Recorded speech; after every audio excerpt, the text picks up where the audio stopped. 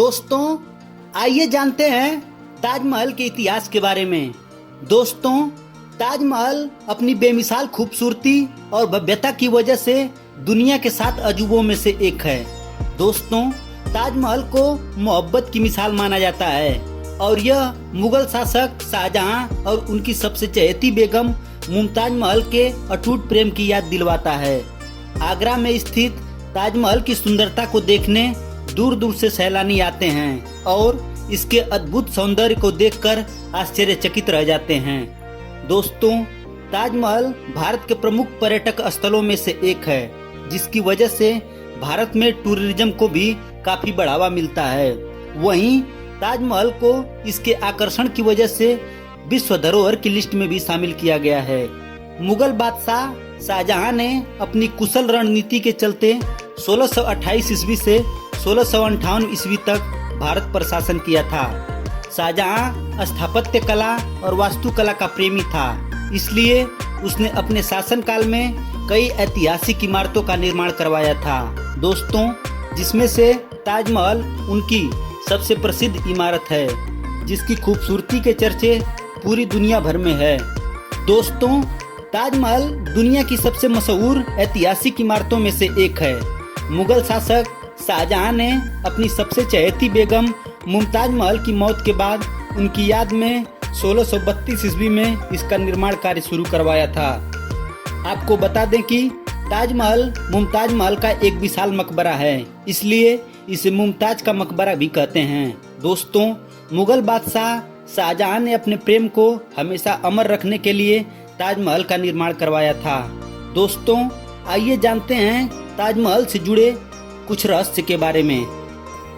दोस्तों, ताजमहल के मकबरे यानी कब्रों की छत पर एक छेद है। इस छेद से टपकती बूंद के पीछे कई राज मशहूर हैं, जिसमें बहुत ज्यादा मशहूर राज यह है कि ताजमहल को पूरा बनने से 2-4 दिन पहले शाहजहां ने जब सभी मजदूरों के हाथ कटवाने की घोषणा की, तो मजदूरों ने ताजमहल को पूरा करने के बावजूद ताजमहल में एक ऐसी कमी छोड़ी थी जिससे शाहजहां का एक अनोखी इमारत बनाने का सपना पूरा नहीं हो सके।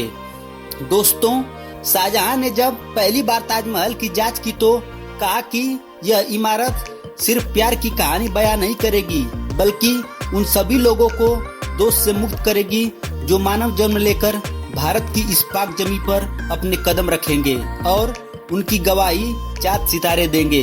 दोस्तों, किंवदंती के अनुसार कहा जाता है कि जिन कामदारों ने ताजमहल को बनाया था, शाहजहां ने उनके हाथ कटवा दिए थे, लेकिन इतिहास को जब पुनर्निर्मित किया जाता है तो उन लोगों का योगदान ताजमहल के बाद भी कई इमारतों को बनाने में मिलता है।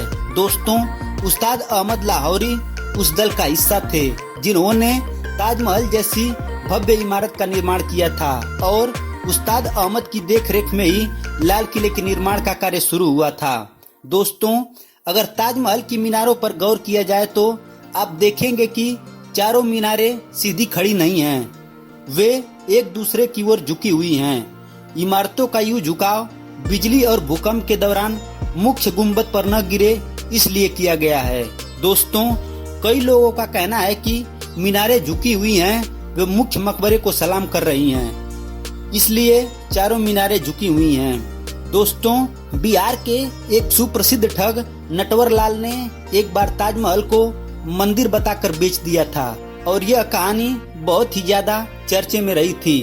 दोस्तों, ताजमहल का जब निर्माण हुआ था तब उसमें 28 तरीके के बेशकीमती पत्थर लगाए गए थे। उन पत्थरों को शाहजहां ने चीन, तिब्बत, श्रीलंका से मंगवाए थे।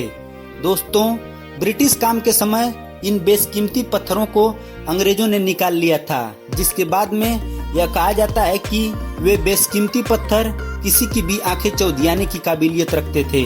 दोस्तों, ताजमहल के बनने में 32 मिलियन खर्च हुआ था, जिसकी आज कीमत 106.28 करोड़ रुपए से भी अधिक है। दोस्तों, कुतुब मीनार को हिंदुस्तान की सबसे ऊंची इमारत कहते हैं, लेकिन ताजमहल उससे भी ऊंचा है। सरकारी आंकड़ों के अनुसार ताजमहल कुतुब मीनार से 5 फीट ज्यादा ऊंचा है। दोस्तों, ताजमहल के परिसर में लगे सारे फव्वारे एक ही टाइम पर काम करते हैं और सबसे आश्चर्य में डालने वाली बात यह है कि ताजमहल से लगा हुआ कोई भी फव्वारा किसी भी पाइप से जुड़ा नहीं है।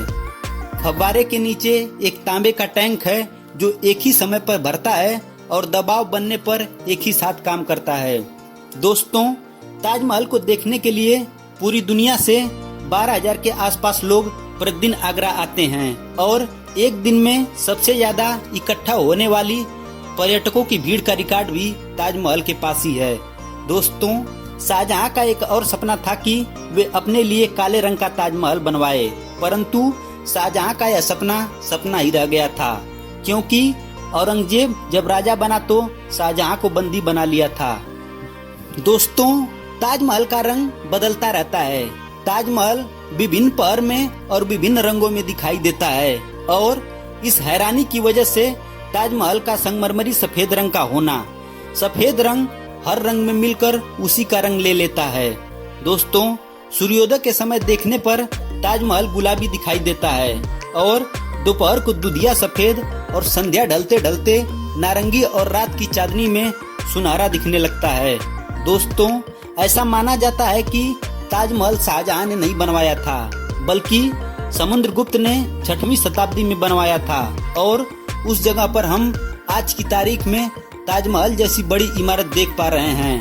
वहाँ पहले शिव मंदिर हुआ करता था, जिससे पहले तेजो महालय के नाम से जाना जाता था और उसकी छत से टपकने वाले पानी शिव जी के शिवलिंग पर बूंद बूंद करके टपकती रहती हैं। धन्यवाद।